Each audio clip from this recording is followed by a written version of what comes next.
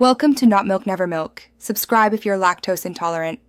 Gather supplies and measure ingredients before you start. Use 1 ounce, 28 g, granulated sugar per cotton candy bag, which yields a standard portion for a 3.5-inch to 4-inch clear cellophane treat bag.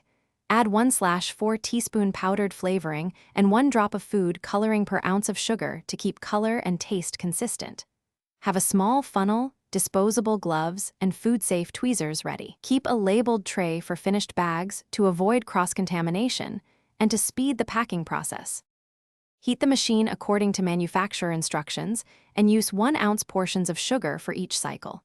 Spin cotton candy in uniform 8-second intervals per ounce of sugar to produce consistent, fine threads that fit into small treat bags. Open a 3.5 4-inch cellophane bag and use a small funnel.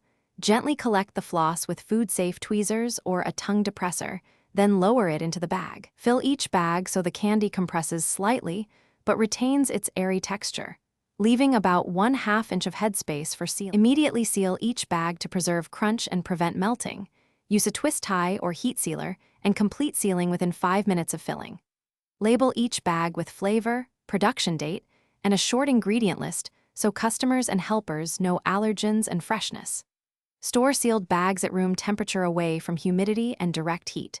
Properly sealed cotton candy holds quality for up to 48 hours, though best within 24 hours. For longer display, rotate stock and avoid refrigeration because moisture will collapse the floss texture.